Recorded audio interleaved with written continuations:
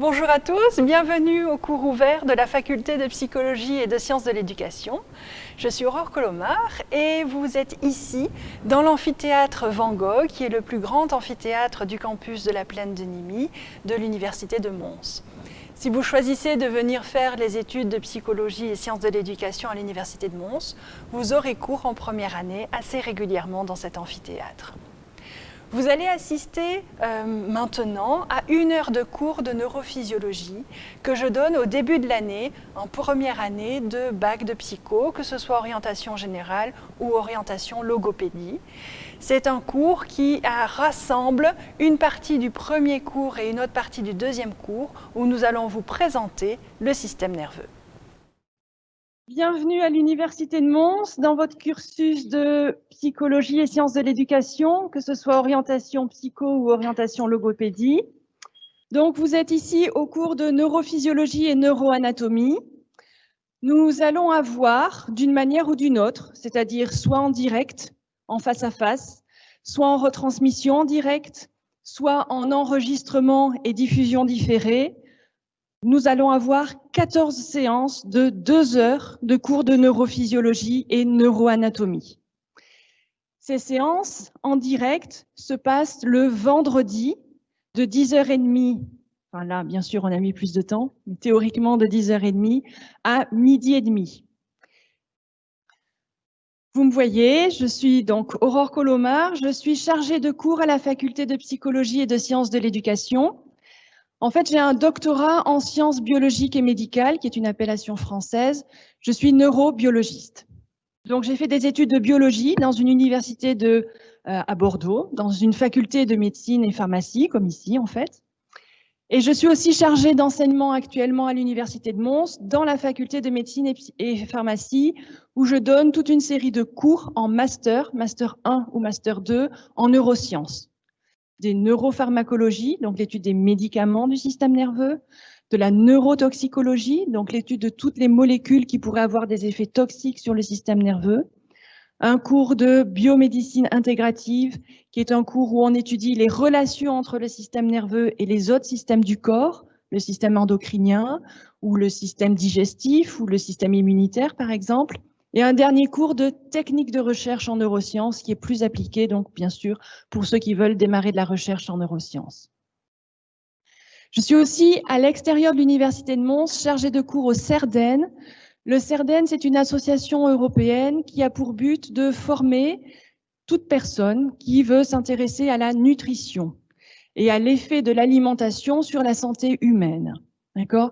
Généralement, ce sont des formations qui s'adressent à des médecins, à des infirmières, des kinés ou des psychologues, ou toute personne qui donc veut intégrer une approche de la nutrition dans le parcours de santé des personnes qu'il voit. Donc aujourd'hui, nous allons commencer ce cours de neurophysiologie et neuroanatomie, des mots bien longs, pour expliquer ce que nous allons faire. Alors que ce soit la physiologie ou l'anatomie, ce sont des études, une partie de science, on va dire, qui correspond à de la biologie. Et la biologie, c'est en fait l'étude du vivant, donc l'étude des organismes vivants. Dans cette biologie, vous avez de la physiologie. Et la physiologie, c'est l'étude du fonctionnement de ces organismes vivants. Comment ça marche? En gros, la question que l'on se pose en permanence en physio, c'est comment ça marche, comment ça fonctionne. D'accord? Dans notre organisme et à l'intérieur des différents systèmes que nous avons ou des différents organes que nous avons dans notre corps. Et puis, vous avez aussi l'anatomie. Et l'anatomie, c'est l'étude ou la description de la structure et de la disposition des organes dans notre corps. D'accord ? Comment tout cela est arrangé dans notre corps. Notre tête, théoriquement, si nous nous tenons droit, elle est en haut, nos pieds sont en bas, nos mains sont sur le côté, et ainsi de suite, en allant vers les choses de plus en plus précises, des différents segments, jusqu'à la disposition des petites fibres ou des nerfs ou autre chose. Donc nous, dans ce cours, nous allons avoir un cours qui fait partie des neurosciences, d'accord, où nous allons faire de la neurobiologie et plus précisément de la neurophysiologie, donc comment fonctionne le système nerveux, et de la neuroanatomie, où nous allons voir comment sont disposées les différentes structures qu'il y a dans le système nerveux. Bon, a priori, vous êtes venus pour faire de la psycho, donc vous vous dites, oh là là, pourquoi on vous donne un cours de neurophysiologie et de neuroanatomie en psycho ou en logopédie? Mais parce que finalement, tout ce que vous allez voir dans les autres cours de psycho pur et dur, je dirais, ce sont des événements, des comportements, des humeurs, des émotions, des actions qui finalement, d'une manière ou d'une autre, sont régulées par ce système nerveux. Et donc, de comprendre comment fonctionne le système nerveux va vous aider à comprendre les réactions ou les symptômes que vous voulez voir chez vos futurs patients ou chez les personnes que vous allez aider dans votre pratique un jour. Donc, ce système nerveux, il est là. C'est lui qui va déterminer ou qui va être la marque de vos humeurs, de vos émotions, qui va être donc la marque de la manière dont vous avez de réfléchir et de prendre des décisions, ou la manière dont vous vous comportez avec d'autres personnes. Et sachez aussi que ça veut dire que les événements qui vont modifier votre organisme, les événements qui vont modifier le fonctionnement de votre système nerveux, comme par exemple une maladie ou la prise d'un médicament, sont des événements qui sont susceptibles donc de modifier votre humeur, vos émotions, votre manière de prendre des décisions, votre sommeil, d'accord, la régulation de votre température aussi. Donc c'est à la fois pour que vous compreniez quel est le substrat biologique à ce que vous allez étudier, mais aussi pour que vous ayez en tête que les personnes que vous verrez, si vous devez par exemple les aider à diminuer des symptômes ou un trouble, ce sont des personnes qui vraisemblablement prendront des médicaments, qui n'ont peut-être même rien à voir avec le problème que vous avez, hein, d'accord?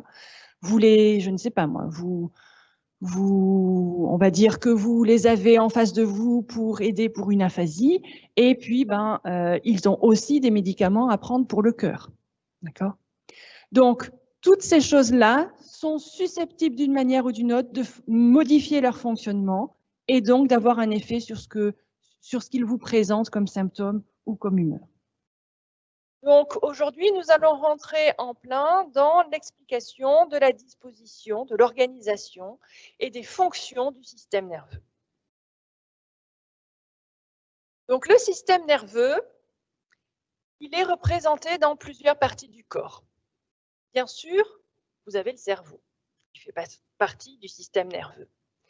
Mais réduire tout le système nerveux au cerveau, c'est un peu trop réducteur, justement. Il y a d'autres choses. Vous avez notamment la moelle épinière. Et la moelle épinière, elle est là tout le long des vertèbres. Et la moelle épinière, comme le cerveau, font tous les deux partie du système nerveux central. Le cerveau, comme la moelle épinière, sont entourés d'os qui les protègent. On a la boîte crânienne qui va protéger le cerveau et on a les vertèbres qui vont protéger la moelle épinière. Et puis après, nous avons différentes parties qui concernent le système nerveux périphérique. Alors, le système nerveux périphérique, il est composé notamment d'une partie qu'on appelle le système nerveux somatique. Ça veut dire qu'il va innerver le corps, le soma, le corps. Dans ce système nerveux somatique, c'est là où vous allez trouver les nerfs qui vont relayer les informations qui proviennent de certains organes sensoriels, notamment de la peau, et où vous allez trouver aussi les fibres nerveuses qui vont conduire les commandes motrices, donc celles qui vont vous permettre de faire bouger vos muscles volontaires. On reverra ça en détail. Et puis, vous avez une autre partie de ce système nerveux périphérique que l'on appelle le système nerveux sympathique. Dans le système nerveux sympathique, vous avez deux parties encore, l'orthosympathique et le parasympathique. L'orthosympathique a des fibres nerveuses qui vont partir de la moelle épinière, notamment au niveau dorsal, et qui vont venir, après un relais dans un ganglion, innerver toute une série d'organes internes. Le système nerveux parasympathique, lui, il va venir à partir de nerfs qui dérivent du crâne, ou alors au niveau de la moelle lombosacrée, celle qui est tout en bas, pas très loin du coccyx, après les vertèbres dorsales. Et ils vont eux aussi venir innerver les organes internes. Donc ortho et parasympathique, ils vont se concentrer sur des fonctions qui correspondent à des organes internes. Et ils vont réguler l'activité de ces organes internes. Donc, on le reverra bien sûr dans le premier cours de neuroanatomie, mais de manière générale, dans le système nerveux périphérique, quand on vous parle d'informations externes qui vont remonter vers le cerveau, ces informations sont relayées par du système nerveux somatique. Quand on vous parle de commandes motrices pour des muscles volontaires, on va vous parler de système nerveux somatique moteur. Et quand on vous parle de régulation des organes internes, on vous parle de sympathique, que ce soit ortho ou para. Mais, pas d'inquiétude, on va le revoir en détail à plusieurs cours. Une dernière partie du système nerveux du système nerveux périphérique, c'est le système nerveux entérique. Quand vous avez malheureusement une gastro-entérite, vous avez vraisemblablement une inflammation et une infection de l'estomac et de vos intestins.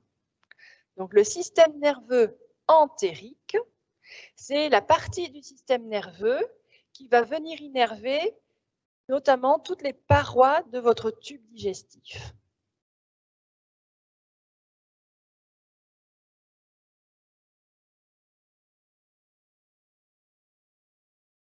Donc celui qui est marqué en orange sur la diapositive.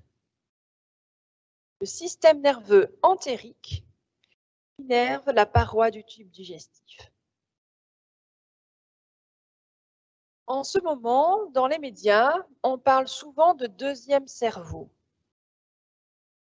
C'est une image, bien sûr. D'accord ?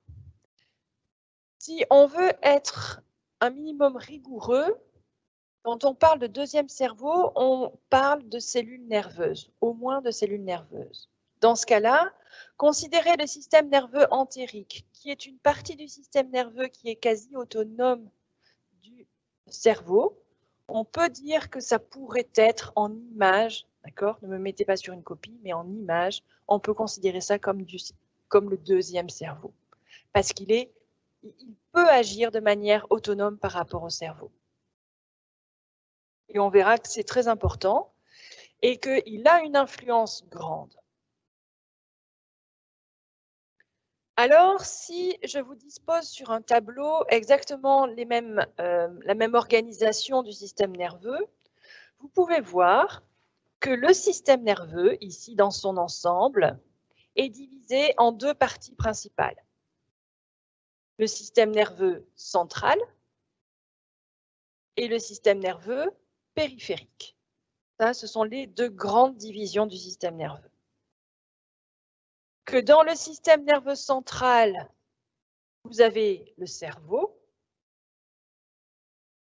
et que vous avez la moelle épinière.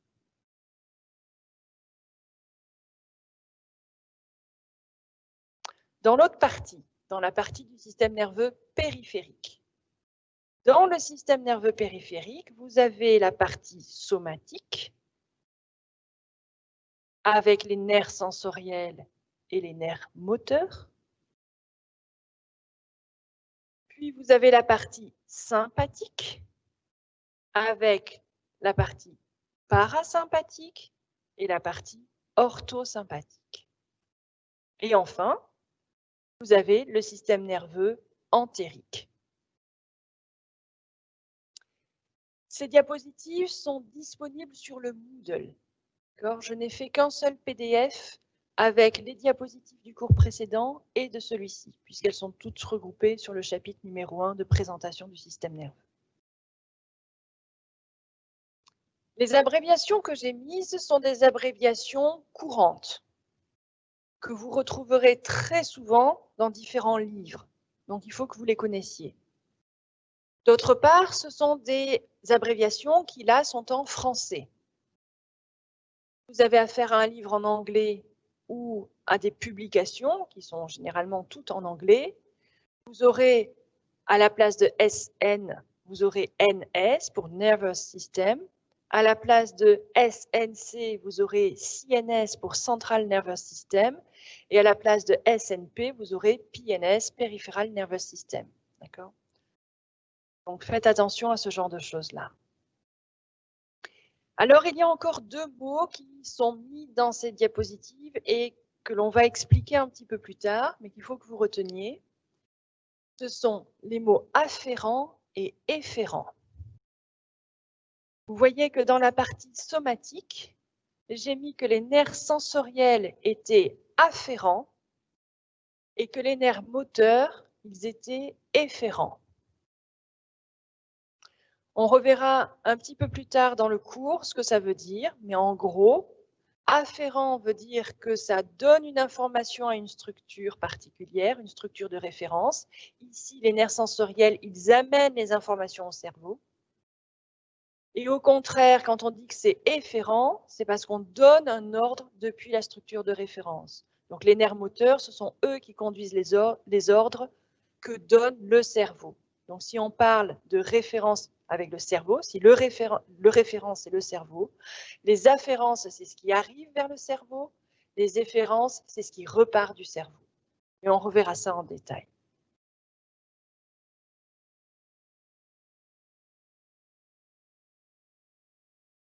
Donc ça, c'est une diapositive que vous devez connaître par cœur.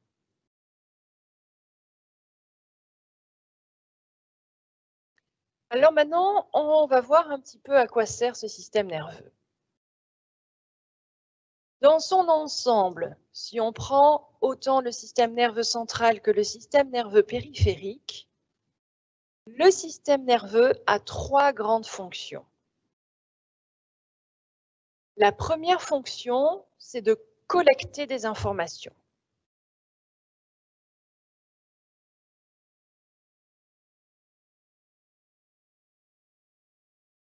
La deuxième grande fonction, c'est d'analyser et d'intégrer toutes ces informations qui ont été collectées.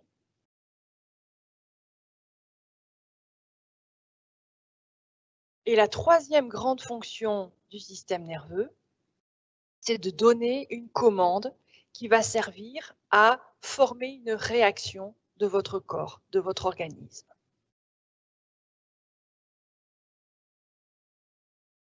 Réaction, bien sûr, qui sera adaptée à la situation.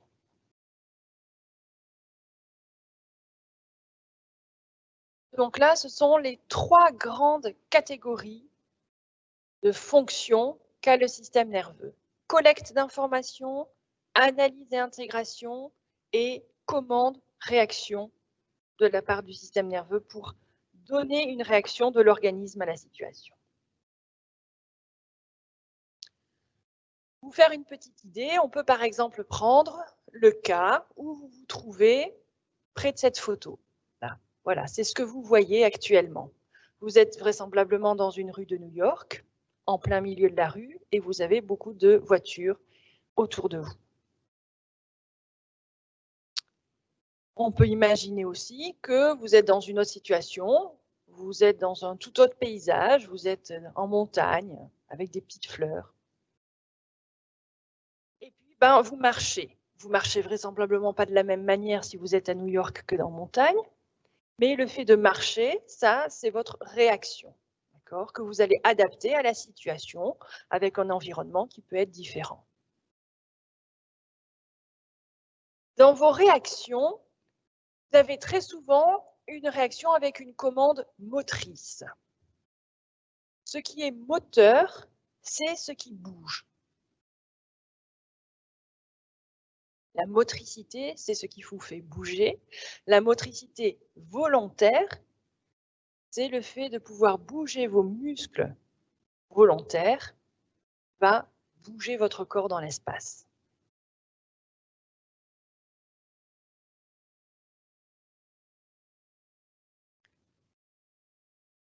On va bien sûr considérer votre réaction comportementale, la manière dont vous vous tenez, dont vous réagissez.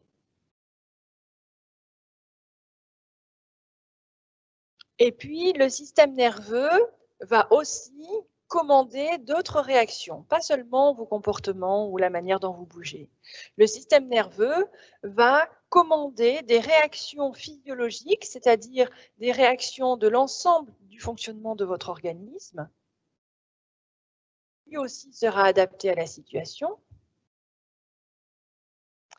Et des réactions qu'on appelle autonomiques. Alors, les réactions autonomiques, ce sont celles qui passent par le système nerveux sympathique.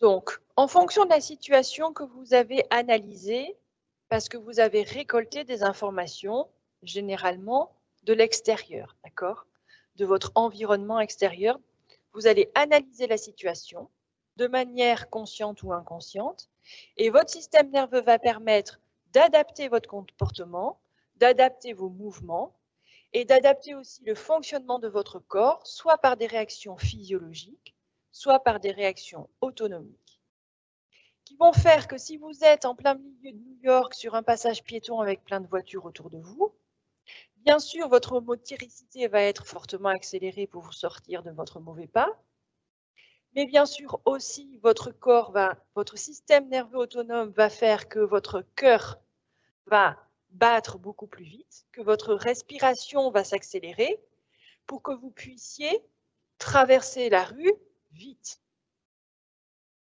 Et c'est là où on a tout intérêt à ce que le système nerveux régule à la fois votre comportement et votre corps.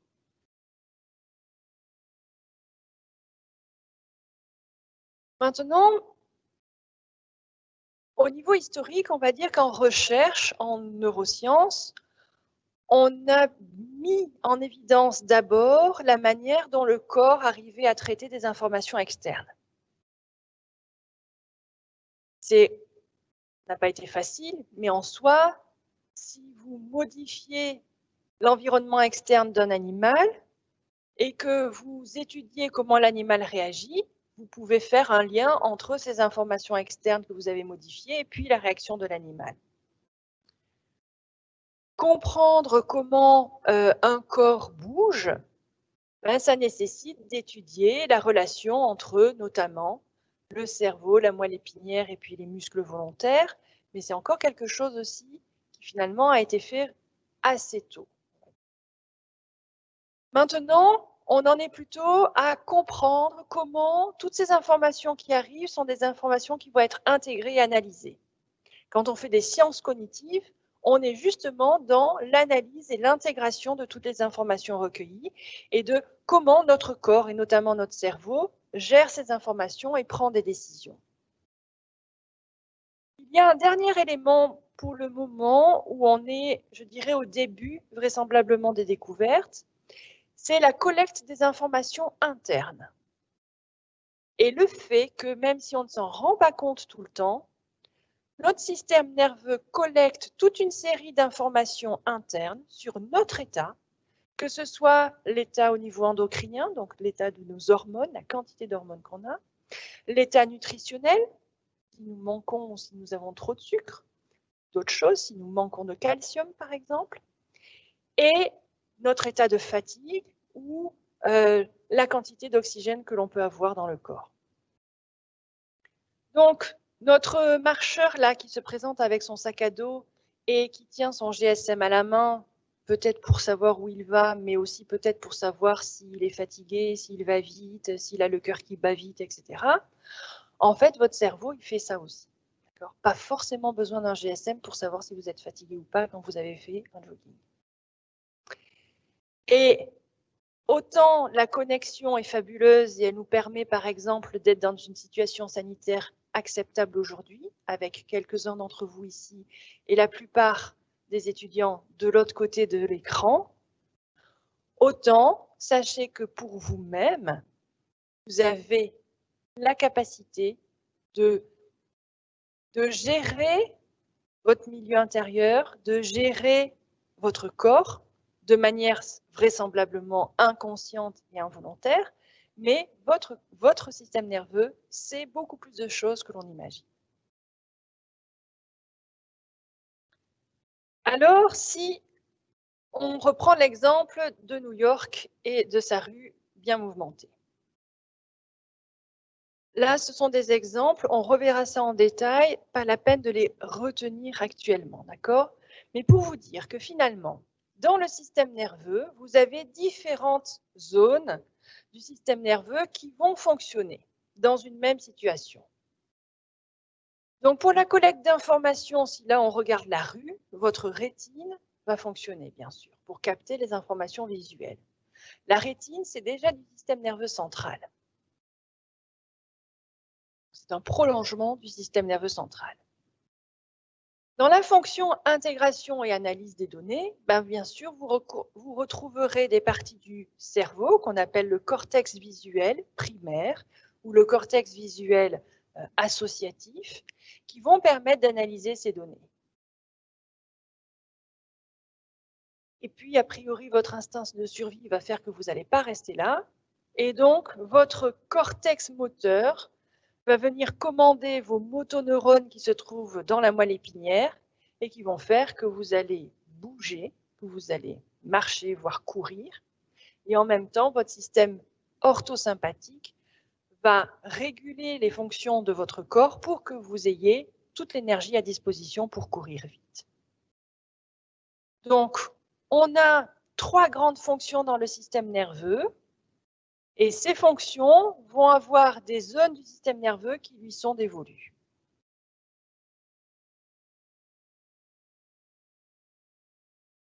Si on se retrouve dans une autre situation, par exemple, vous êtes en montagne, pas de voiture à l'horizon, les petits oiseaux chantent et vous avez de jolies fleurs autour de vous.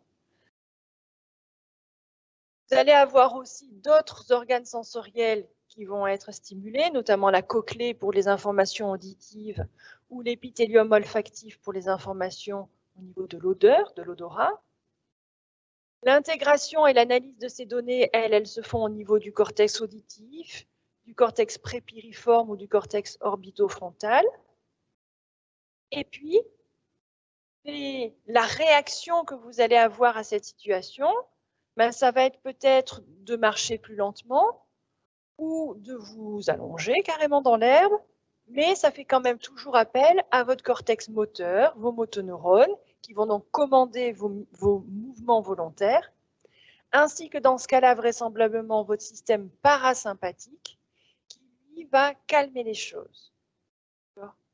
Qui au contraire va permettre de ralentir le fonctionnement, notamment ralentir le rythme au niveau cardiaque et respiratoire, et peut-être enfin vous permettre de digérer votre petit déjeuner. Donc, on le reverra, l'orthosympathique est plutôt activé en situation de stress.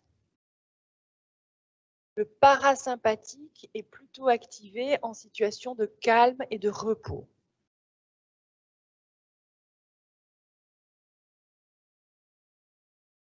Ils ont souvent des effets antagonistes, c'est-à-dire des effets contraires, mais vous avez besoin des deux.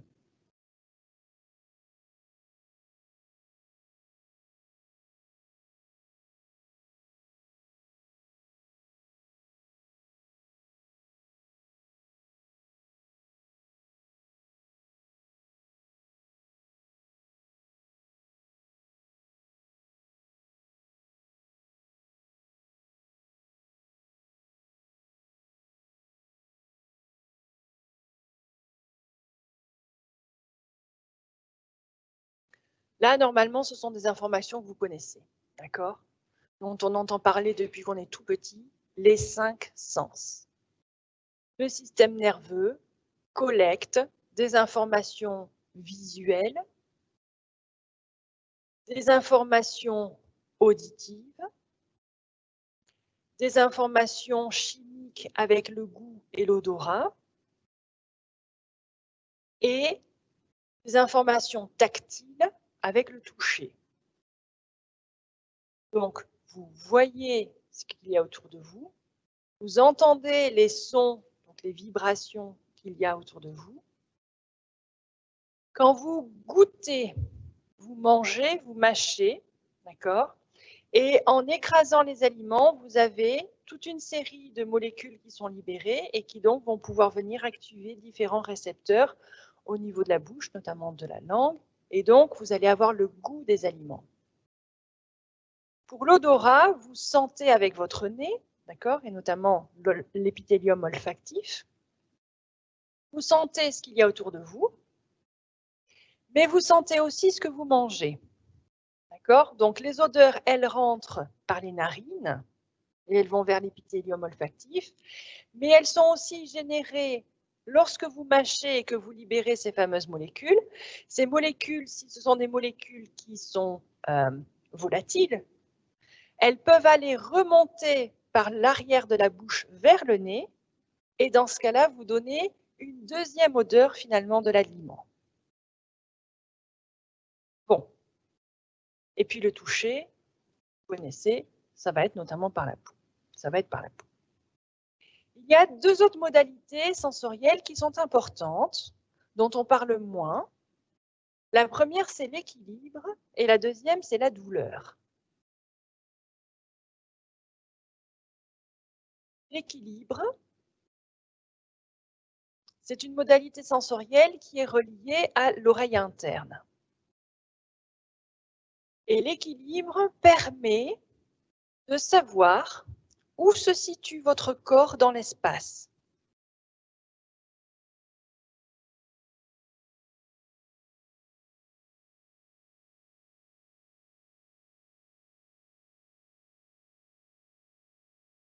Donc, je suis debout actuellement. Mon oreille interne est capable de savoir que j'ai la tête en haut et les pieds en bas et que je suis debout, donc plutôt dans une situation verticale. Donc l'équilibre permet de déterminer la position du corps dans l'espace et notamment par rapport à la verticale et par rapport à l'horizontale, donc par rapport à deux grands repères.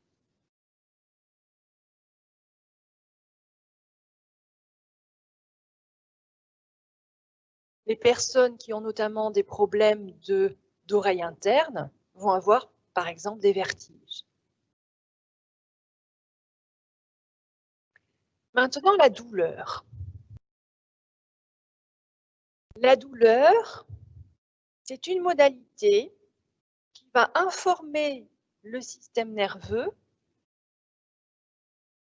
d'un dommage réel ou potentiel dans le corps.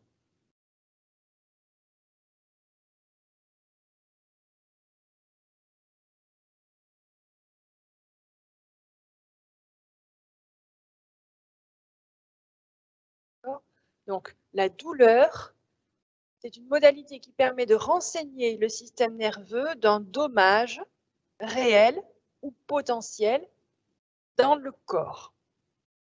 Ça veut dire que la douleur, elle informe quelque chose de négatif.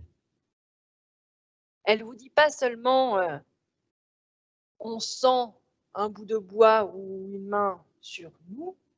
Non, on sent qu'il y a eu un coup et que ça fait mal parce que le fait que ça fait mal, ça veut dire qu'en fait, potentiellement, on a été blessé. Ce qui suppose, a priori, que toute douleur n'est pas bonne, d'accord? Si on a une douleur, même si elle persiste pendant des mois et qu'on s'est habitué à se disant, bon, ma foi, c'est comme ça, non, c'est pas bon. Donc, normalement, une douleur, on est censé la reconnaître, l'analyser et la traiter pour résoudre le problème, même si elle est chronique.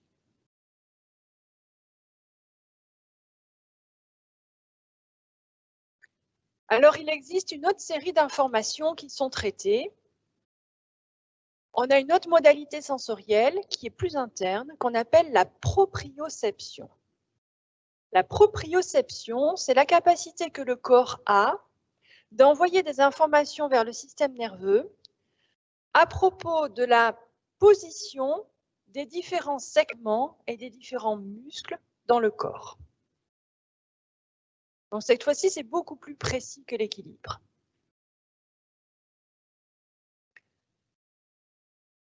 La proprioception, c'est le fait que vous avez dans vos tendons et dans vos muscles des récepteurs qui vont permettre de dire au système nerveux si mes doigts sont repliés ou si au contraire ils sont étendus, si j'ai la main en haut ou en bas par rapport à mon coude et ainsi de suite.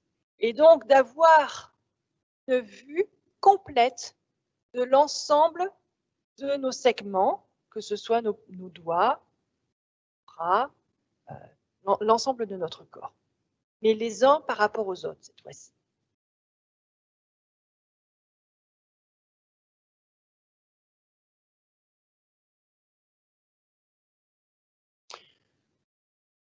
Donc imaginez par exemple que quelqu'un qui fait du cirque, un contorsionniste ou un acrobate, il a bien sûr son équilibre qui est fortement stimulé pendant ses exercices et ses spectacles, mais qu'il a aussi des informations au niveau proprioceptif qui sont très importantes pour que son système nerveux sache à tout moment comment est disposé son corps et ses segments. Et enfin, ce sont ces fameuses informations internes dont je vous parlais tout à l'heure. Notre système nerveux est capable de savoir quelle est la concentration en glucose que l'on a dans notre corps. Il est aussi capable de savoir si on a libéré une grande quantité ou pas d'insuline, l'hormone qui régule justement le taux de sucre.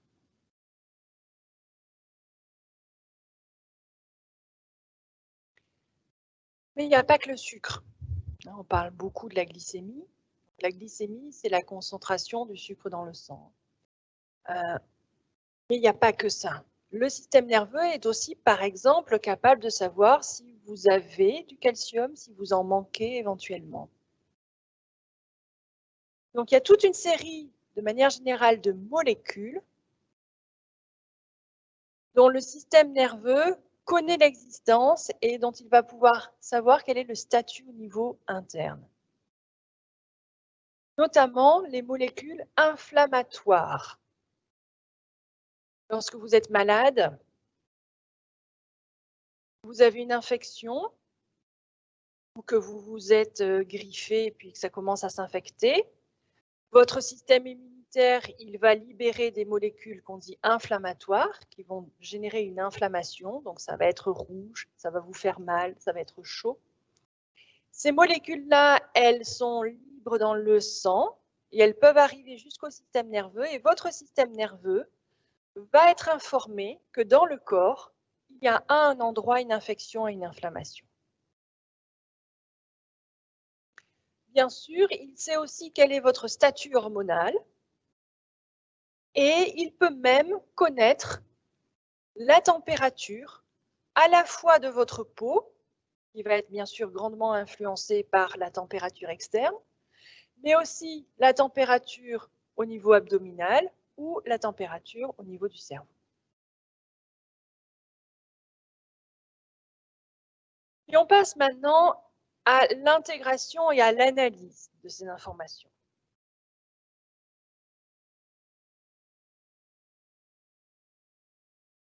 Tous les processus liés notamment à la cognition, au raisonnement, à la prise de décision, ce sont des processus que je classerai dans cette catégorie de fonctions, intégration et analyse. l'attention que vous focalisez actuellement sur le cours, la mémoire que vous mettez en œuvre actuellement pour pouvoir retenir les informations et que vous allez réactiver plus tard, le langage, mais aussi bien sûr les émotions. Alors la douleur, on a vu que c'était une modalité sensorielle qui vous informait d'un dommage dans le corps. Les émotions, elles sont là aussi pour vous signifier quelque chose. Elles ne sont pas là pour rien. Une émotion de type joie, c'est généralement que votre système nerveux donne une signification positive à la situation dans laquelle vous êtes. Et que vraisemblablement, non seulement il considère que c'est positif maintenant, mais qu'a priori, si vous répétez la situation qui vous a mis dans cet état positif, ben, ce sera encore mieux. La tristesse, elle est vraisemblablement là pour vous signifier une perte ou un événement douloureux, non pas douloureux physiquement, d'accord, mais douloureux par rapport à la situation dans laquelle vous êtes. Et la tristesse fait aussi appel, lorsqu'elle est reconnue par les autres, à de la compassion et à du réconfort. Donc elle est à la fois pour vous signification d'une perte et à la fois signification, lorsque vous l'exprimez pour les autres, du fait qu'il va falloir que vous soyez aidé. Si vous avez peur, c'est que votre système nerveux reconnaît que vous êtes dans une situation de danger. Et si vous êtes en colère, votre système nerveux vous signifie qu'il y a une situation qui a dépassé vos capacités ou vos limites. Alors, ce qui veut dire que d'une part, il faut que vous soyez conscient de vos émotions, de leur expression, que vous sachiez les reconnaître, les analyser, et qu'a priori, il faut à un moment donné aussi que vous trouviez une manière de réagir. Alors, ça ne veut pas dire que parce que vous êtes en colère, vous allez taper sur le premier venu, c'est ce que je vous dis. Mais ça veut dire que si vous êtes en colère, il faut que vous arriviez à vous dire que vous avez d'une manière ou d'une autre dépassé les limites, ou en tous les cas que la situation vous a confronté à des limites, et qu'il va falloir trouver un moyen de résoudre le problème. Après, la résolution, elle peut être plus ou moins instantanée, plus ou moins impulsive, plus ou moins réfléchie. Mais c'est déjà une signification qui est donnée par le système nerveux à une situation particulière. Puis bien sûr, il y a le raisonnement. Bon. Ces processus-là, on en a, on va dire, souvent conscience. Je ne dis pas que tout est conscient, hein, mais bon, a priori, on s'en rend compte. Et en tous les cas, quand on pense au système nerveux et au cerveau, ce sont les types de fonctions dont on se dit, ah oui, le cerveau, c'est avec lui que j'apprends.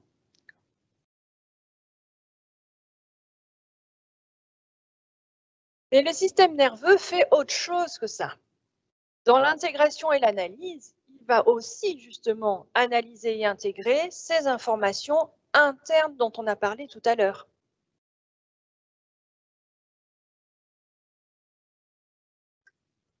Si je reprends mon exemple de la maladie, et que vous avez ici des enfants qui sont malades, vraisemblablement grippés, qui ont de la fièvre. D'une part, la fièvre, elle est commandée par le cerveau.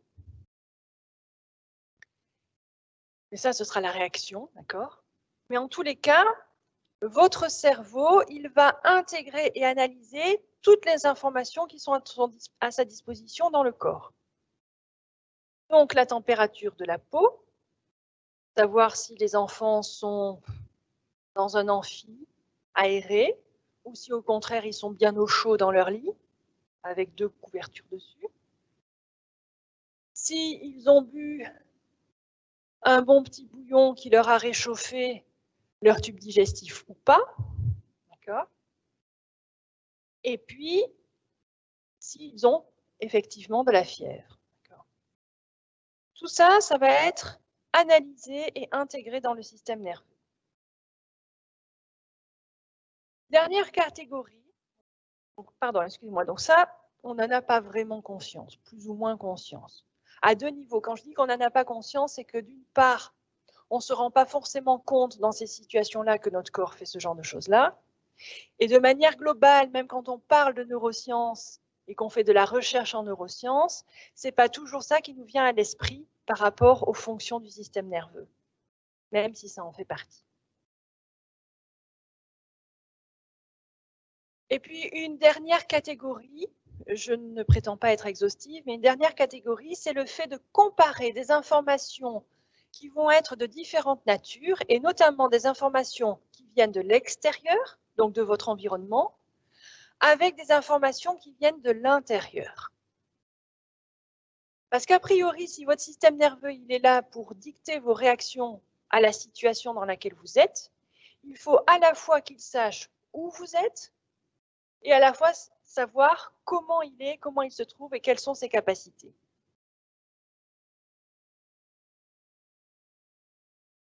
Pour avoir une illustration, j'ai choisi ici le cas de ce petit garçon qui a peut-être 4-5 ans, qui prend la première fois l'avion avec son gentil petit nounours et il lui montre le ciel autour de lui, ou en tous les cas ce qu'il y a à l'extérieur. Et l'avion décolle. L'avion décolle, ça veut dire que vous avez des discordances vraisemblablement entre les informations visuelles et les informations qui viennent notamment de l'équilibre et de la proprioception. D'un côté, le cerveau comprend que vous bougez, et de l'autre, l'enfant est assis et ne bouge pas. Donc il y a contradiction. Généralement, c'est à ce moment-là que le petit enfant vous dit « j'ai envie de vomir ». D'accord ? C'est parce qu'il y a cette contradiction entre les informations visuelles et les informations au niveau de l'équilibre que le système nerveux se dit « il y a quelque chose qui ne va pas » et donc il va forcer le vomissement au cas où cette discordance proviendrait notamment de quelque chose qui a été ingéré et qui commencerait à vous empoisonner. Si ce n'est que là, ce n'est pas le cas. Là encore, a priori, lorsque l'enfant vous dit qu'il a envie de vomir, il a très peu conscience du fait que c'est parce qu'il regarde à l'extérieur, alors qu'il faudrait mieux peut-être qu'il se concentre sur la tablette qu'il a en face de lui pendant un petit moment.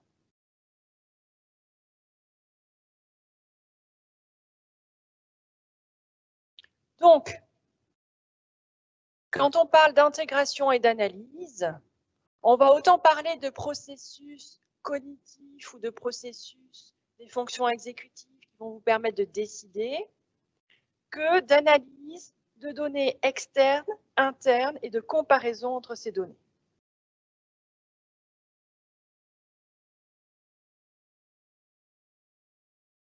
Bon. Est-ce que ça va jusque-là? Ouais. Troisième grande catégorie de fonctions du système nerveux, ça va être la réaction que le système nerveux va commander.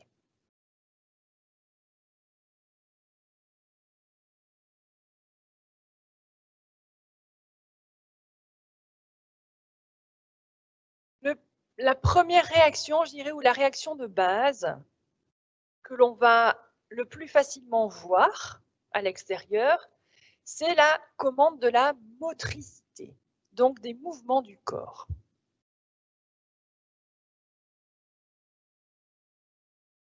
Et là, je parle de mouvements volontaires.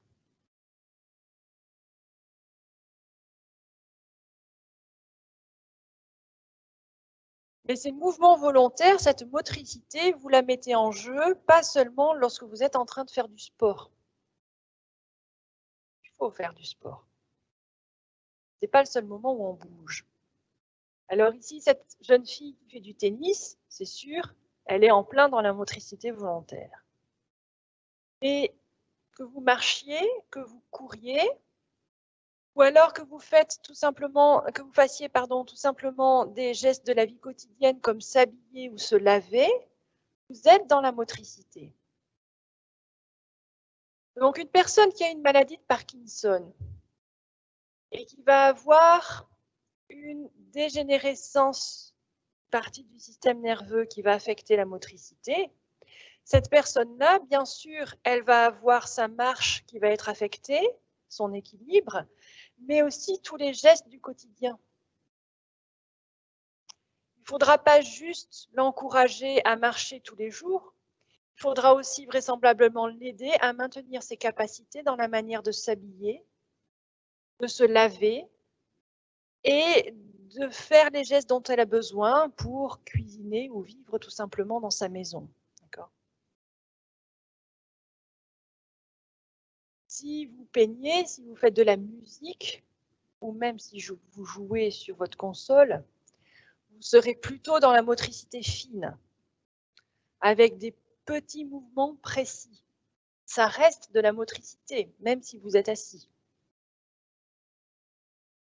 Et bien sûr, si vous écrivez actuellement avec votre stylo, là aussi c'est de la motricité fine, vous faites bouger votre main. Éventuellement, vous faites bouger vos yeux pour pouvoir avoir les informations et ça va être au bon endroit dans votre lecture.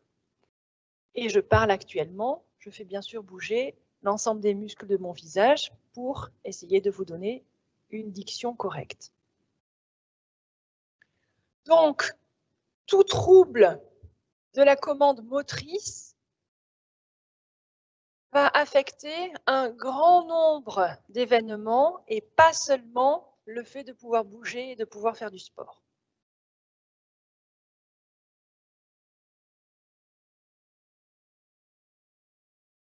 Bien sûr, on a vu qu'on avait des informations externes et des informations internes, qu'on analysait ces informations, qu'elles soient externes ou internes, et qu'on les intégrait. Il est évident que de la même manière, au niveau de notre réaction, nous allons commander notre réaction au niveau de notre mouvement, qui va se voir à l'extérieur, mais que le système nerveux est aussi impliqué dans toute une série de régulations ou de commandes des fonctions de notre corps.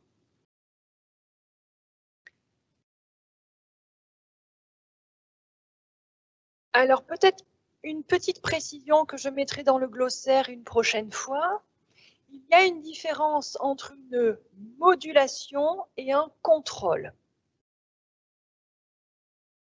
Quelque chose qui est contrôlé et commandé, ça veut dire que c'est totalement dépendant, par exemple, du système nerveux.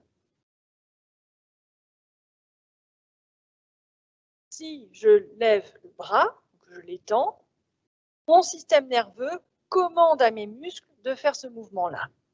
Ça, c'est une commande, c'est un contrôle complet. Si par contre, mon système nerveux modifie ma fréquence cardiaque, ça, c'est de la modulation. Mon cœur, il est autonome. Le vôtre aussi, hein, bien sûr. Le cœur est autonome. Ça veut dire qu'il peut battre sans le système nerveux. Par contre, le système nerveux est capable de l'accélérer ou de le ralentir. On peut l'accélérer très très fortement, le ralentir très très fortement. Ça peut avoir des conséquences délétères. Mais en soi, le cœur est autonome. Donc, si je récapitule, une commande, un contrôle, ça dépend complètement de la zone qui contrôle, notamment du système nerveux. Une modulation, c'est une régulation. Ça donne une influence sur quelque chose sans complètement contrôler la structure. Donc, la fonction cardiaque, le fait que votre cœur batte pour envoyer le sang à travers le corps, ça c'est de la modulation. Le rythme respiratoire, c'est un petit peu plus compliqué. Mais lorsque vous avez votre système nerveux autonome, sympathique, qui va modifier votre rythme respiratoire parce que vous êtes sous stress, ça, c'est aussi de la modulation du rythme respiratoire.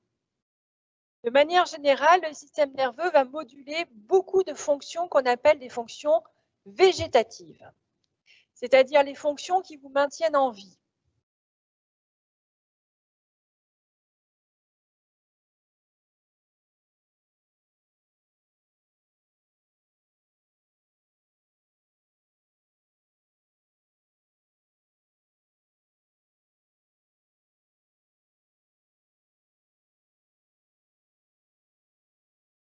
Votre système nerveux, il est aussi impliqué dans votre prise alimentaire.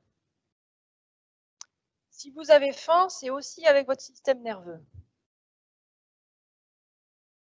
Prendre un petit déjeuner le matin avec des protéines.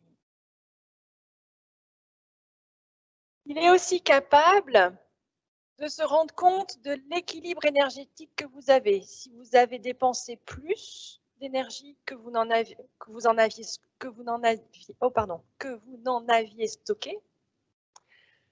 Donc, si vous êtes en déficit, ou au contraire, si vous êtes en surplus et que dans ce cas-là, il vaut mieux stocker l'énergie que vous avez pris en trop, ça, le système nerveux, il est capable de sentir, d'analyser et de réguler ce genre de choses-là. Si vous avez soif, aussi. Le système nerveux va réguler aussi votre température. Nous sommes, nous, les hommes, des homéothermes. Ça veut dire que nous gardons notre température constante, ou en tous les cas, nous la régulons. Nous avons une température qui est à peu près 37 degrés à l'intérieur de notre corps.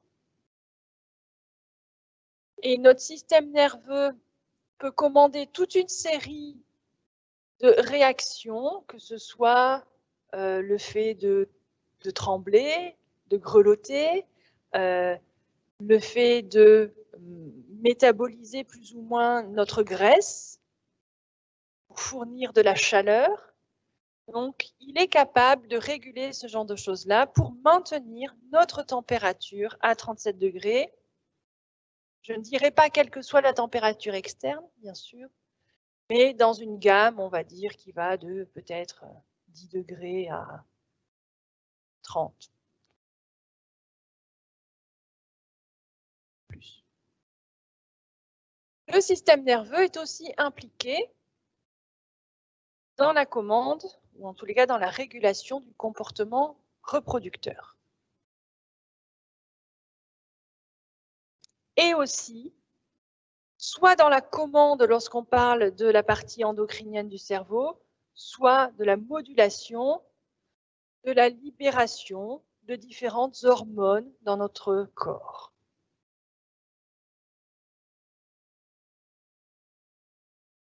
Et alors, bien sûr, en psychologie, vous allez beaucoup parler de l'apprentissage, beaucoup parler des émotions, et de tout ce qui est cognitif, mais pensez aussi à ce volet interne parce que lorsque vous aurez quelqu'un en face de vous et que vous allez l'observer pour étudier sa réaction et savoir dans quel état il est, finalement, ce que vous allez observer, ce sont aussi des modifications qui viennent de ce type de choses-là.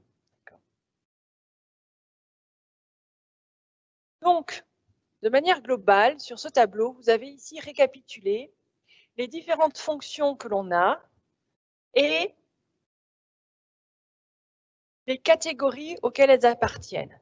Si c'est plutôt une collecte de données, ou au contraire l'intégration ou l'analyse de ces données, ou si on a affaire à une commande ou une réaction.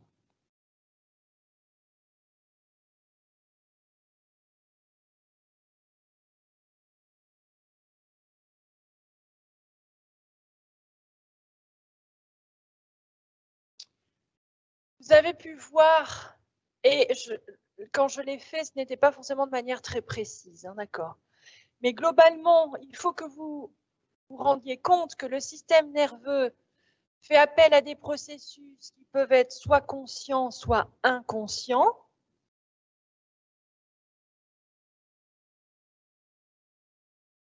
Et à des processus qui peuvent être volontaires ou involontaires. Sachant que les deux ne sont pas complètement la même chose.